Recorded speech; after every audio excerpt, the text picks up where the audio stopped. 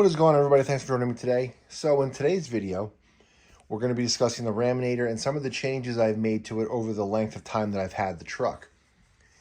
The last video I've made of this truck was about a year ago. And in that video was about size comparisons. And in that video, I discussed eventually I was going to change the power plant. So I made a decision. I ended up going with a fine design brushless conversion. It's the version 4 brushless system. It comes with a 300 amp ESC and a 500 kV motor. They tell you that this system can handle up to 16S. Maybe the ESC could take 16S, but I don't think it could. I can tell you the truck would definitely not hold up to 16S. I generally run this truck on 8S, and on 8S, actually I primarily only run this truck on 8S.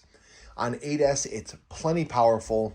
It wheelies on demand, and it has a top speed of around 30 to 35 miles an hour running the 25-25 gearing, which is basically the gearing that comes in the truck stock, 25-25. I've run this truck on 12S before, and on 12S, it's right around the low to mid 40s, which is stupid fast for a truck of this size.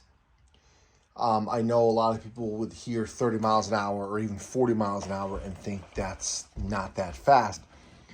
But on a truck of this size and this weight, just quickly, this is the truck that I have closest to me hanging on the wall.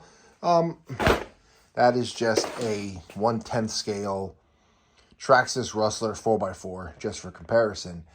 So, I mean, just to give you an idea of the size if you were unfamiliar.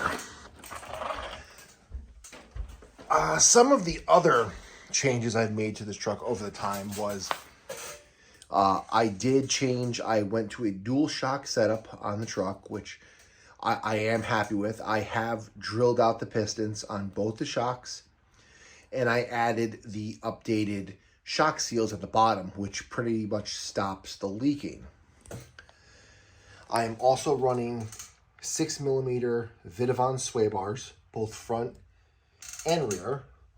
I have upgraded this truck to version 4 differentials, which was almost necessary because I was breaking even the Taylor RC diff cups in this truck with the brushless system. So the version 4s are a massive improvement. I have roughly 20 plus runs, and I have not broken a single diff cup. So that took care of that problem. Other modifications I've made to this truck was I am running for my steering and my brake servo, which we currently can't see right now because it's covered by the body. I am running Spectrum 9120 servos. Those servos are rated up to just over 1,400 inch-ounces on 2S. Currently, for a receiver battery, I am running an 8,000 milliamp 2S 100C pack from ZEE. That's the pack that I run for my servos.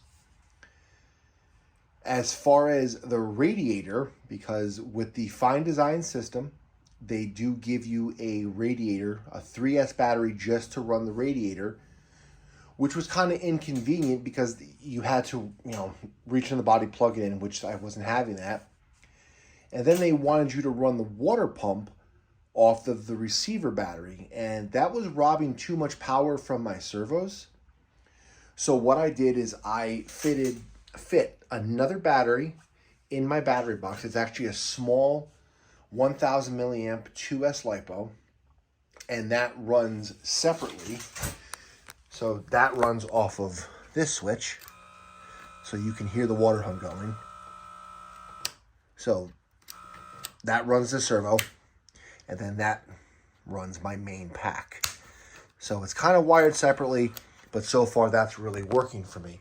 Some other changes I've made is I updated to the new Primal wheelie bar, which I kind of destroyed for simple reasons that I landed directly on the back of it. I am running, let me get to the front. Full limiting straps. That I had that in the last video. That hasn't changed. I just remounted them a little bit differently now that I'm running dual shocks. Another modification that I'm running on the truck currently is I am running version 4 steering.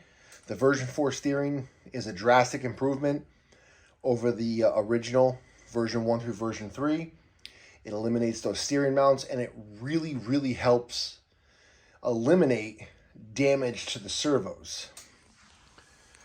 Another change that I recently made to this truck was I ended up doing the extended chassis, the extended wheelbase. So this truck wheelbase is now 2 inches longer, and that was one of the recent things that I've done to this.